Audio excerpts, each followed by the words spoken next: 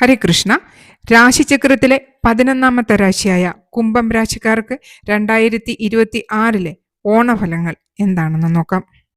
കർക്കിടക മാസത്തിനു ശേഷം മലയാളികളുടെ ജീവിതത്തിലേക്ക് ഐശ്വര്യത്തിന്റെയും പ്രതീക്ഷയുടെയും പൊന്നിൻ ചിങ്ങമാസം എത്തുകയായി. 2026 ഓഗസ്റ്റ് 17 സൂര്യൻ ചിങ്ങം രാശിയിലേക്ക് പ്രവേശിക്കുന്നത്. ഒരു വർഷത്തിൽ ഒരിക്കൽ മാത്രമാണ് സൂര്യൻ ചിങ്ങത്തിലെത്തുന്നത്.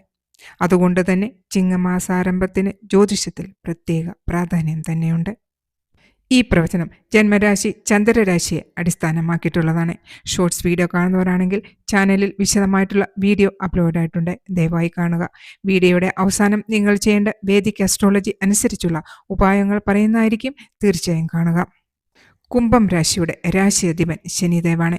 അവിട്ടത്തിന്റെ 3-4 പാദങ്ങൾ, ചതയം പുരുരുട്ടാതിയുടെ 1, 2, 3 പാദങ്ങളടങ്ങിയ നക്ഷത്രങ്ങളാണ് കുംഭം രാശിയിൽ ഉൾപ്പെടുന്നത്.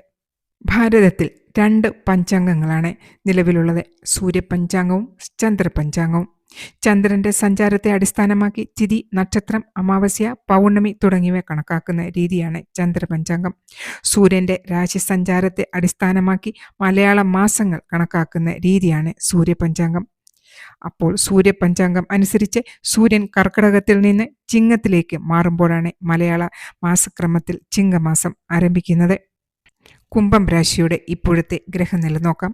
5ാം ഭാവത്തിൽ ചൊവ്വ, 6ാം ഭാവത്തിൽ വ്യാഴം, ബുധൻ, 7ാം ഭാവത്തിൽ സൂര്യനും കേതുവും, 8ാം ഭാവത്തിൽ ശുക്രൻ, 1ാം ഭാവത്തിൽ രാഹു, 2ാം ഭാവത്തിൽ വക്രഗതിയിലുള്ള ശനിയുമാണ്.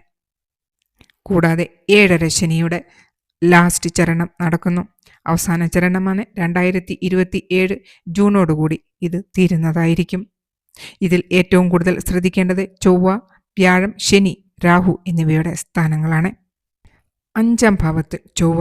ജ്യോതിഷത്തിൽ 5ാം ഭാവം സൂചിപ്പിക്കുന്നത് ബുദ്ധി, വിദ്യാഭ്യാസം, സന്താനം, പ്രണയം, പൂർവ്വ പുണ്യം ഇതൊക്കെയാണ്.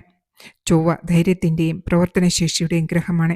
അതുകൊണ്ട് തന്നെ 5ാം ഭാവത്തിലെ ചൊവ്വ കുംഭം രാശിക്കാർക്ക് ധൈര്യത്തോടെ തീരുമാനമെടുക്കുന്നതിനുള്ള കഴിവും പ്രവർത്തനക്ഷമയും വർദ്ധിപ്പിക്കുന്ന സമയം. കുട്ടികൾക്ക് വിദ്യാഭ്യാസ രംഗത്ത് പുതിയ ഒരു കാര്യങ്ങൾ പഠിക്കുന്നതിനും സ്വന്തം കഴിവുകൾ തെളിയിക്കുന്നതിനും താല്പര്യം വർദ്ധിക്കും. അതുപോലെ തന്നെ ഒരു മത്സര ബുദ്ധി തന്നെ അവരിൽ ഉണ്ടാകാനുള്ള സാധ്യതയാണ്. മാതാപിതാക്കൾക്ക് സന്താനങ്ങളുടെ കാര്യത്തിൽ കൂടുതൽ ശ്രദ്ധയും ഉത്തരവാദിത്വവും ഉണ്ടാകാം. ചൊവ്വ എന്നത് ഒരു അഗ്നിതത്വഗ്രഹമാണ്.